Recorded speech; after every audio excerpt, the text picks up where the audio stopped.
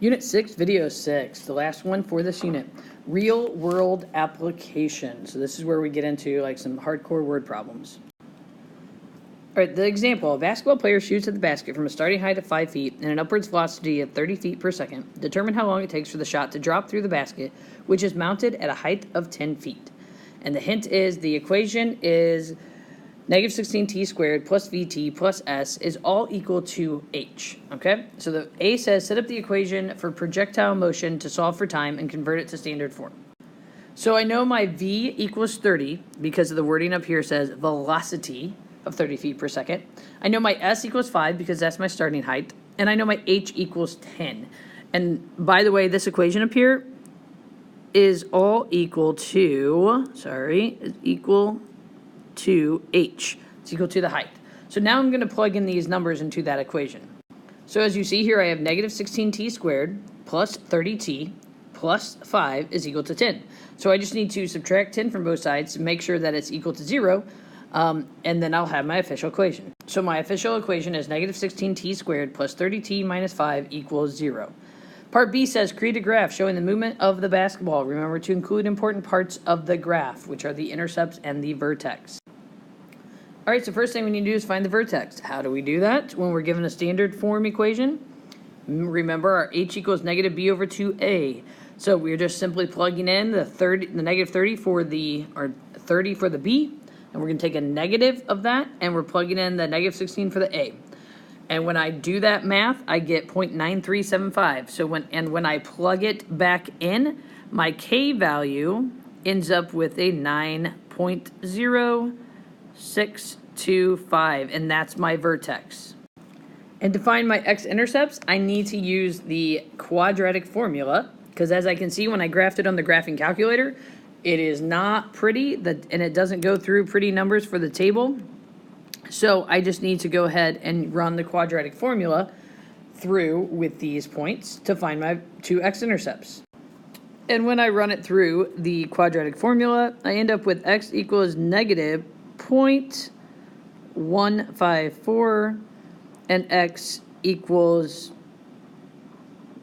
2.029. Those are my two x-intercepts. So now I just need to graph it. Okay, so when I graph it, I know my vertex is approximately up here 1, 2, 3, 4, 5, 6, 7, 8, 9, and mine is going to be a lovely rough sketch here. So almost at 1, a little over 9 is going to be right around here. That's my vertex. I know I've got over here 2 and 3. I know one of my x-intercepts is right over there, and one of my x-intercepts is right over there. So I can give a nice general sketch here, a horrible one at that, of the graph, okay? You'll have a grid on your paper when you're doing this, so it's a little bit easier than doing it on the iPad. But that's that. So now we're going to finish the two other parts of the equation. Okay, so this asks what is the domain of the function, what is the range, and explain what each represents. Now, domain are our x values. So domain is the time the ball is thrown, okay? So domain is going to be our time the ball is thrown. Now here's the deal. Normally parabola domains are always negative infinity to positive infinity. However, since we're dealing with time, we can't go to negative time. So my domain is going to be starting at 0, because I can start at 0 time. And the maximum is my second x value in this, which is going to be the 2.029. Okay, that's my second x value. My range is, I know I can go a height of that 9.0625, my vertex. So again, my range is going to be as low as a 0, as high as a 9.0625. And what I'm talking about when I'm talking about the range is we're talking about height. Height. So that actually answers all of those there. And then it says explain, really it says explain what each represents. Really you could go pretty simple on this at sometimes and say, yep, domain is talking about the time, and the time the ball is thrown might be a little more explanatory, and range is the height of the ball, okay? The range is strictly where h is greater than 0. You can't have negative height unless you need your floor fixed, and then we really have a bigger problem, okay? So that's good for that. All right, then the last one says, explain why you got two solutions to the equation and determine how you can rule one of them out or find the answer to the equation. So the deal is, the solutions to the equation are the lines at which the basketball is the same height as the basket. The basketball must go up past the height as the basket before coming back down, and both times are positive after the player shoots. The earlier time is when the ball passes through the basket's height traveling upward, and the later time is when it drops through the hoop. Therefore, the correct answer we'll determine here shortly, but basically it's because you're getting two answers because it can be in the same place in the air at two different times. And this is why we look at the 2.029 for our answer. A car is traveling at 20 feet per second and starts to accelerate at a constant rate. The distance traveled since it started accelerating is characterized by the function d of t equals 20t squared plus 20t, where t is the time in seconds after the car starts accelerating. How long does it take the car to travel 120 feet after it begins accelerating? Okay, so we're going to plug this in to our equation. And we're going to say, well, we know, because they gave me 20t squared plus 20t is equal to 120, okay? So yes, I realized, ton of words. All you had to do was replace your d of t with 120. That is literally all you had to do into this equation, okay? So now we're going to solve for 0. So when we do, we're going to subtract that 120, and we get 20t squared plus 20t minus 120 is equal to 0. Great. Now, if you can factor, factor. I saw one thing right away. I can pull out a 20, all right? If I pull out a 20, I'm left with t squared plus t minus 6 is equal to 0, okay? Then I saw, and I'm going to leave this 20 on the outside, I could factor this. This factors nicely to t plus 3, t minus 2 is equal to 0, okay?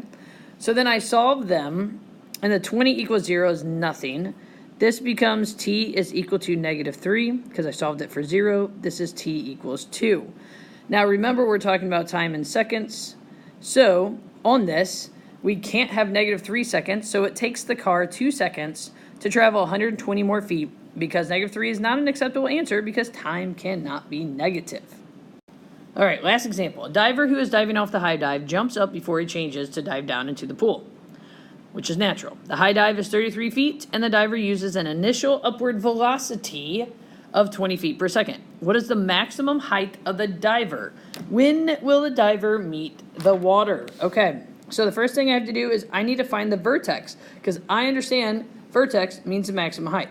But I need to actually plug in and write my equation. So let me plug the equation in first. All right, so there is my equation. Now I need to find the vertex. So I'm going to, since it's in standard form, do the h equals negative b over 2a, and then plug that in for the k value. So here we go. When running it through the equation, you end up with h equals 0.625 seconds. So now we're going to plug it in to figure out what the height is. So we're just simply taking that number, 0.625, and plugging it anywhere I see the value t in my equation to figure out what my k is. So when I simply replace this t right here with this 0.625, that's all I've done. I actually did it all in my calculator. I get k equals 39.25 feet. So I now know at 0.625 seconds, the maximum height is going to be 39.25. So it asks me, what is the maximum height of the diver? Right there, 39.25 feet high. Then it asks me, when will the diver meet the water? Remember, parabolic graphs, they go up and then they go down. Boom. Okay, so I'm looking for this point right here. What is this point? It is my x-intercept. What do I need to do to find my x-intercepts? Factor, or if I can't factor, quadratic formula. This equation doesn't factor. It is not pretty at all. So I need to run it through the quadratic formula. So let's do that. Okay, so when I run this through the quadratic formula, I get two answers like I do. I get x equals negative 0.94 seconds and x equals 2.19 seconds. Well, we recall we cannot have a negative in time. So my answer would be the 2.19 seconds, okay? Just like my height was right here, the 39.25 feet. So there are my two answers. It just took simply a finding the vertex and then running quadratic formula. So don't let the words scare you. They're more scary than they have to be, okay?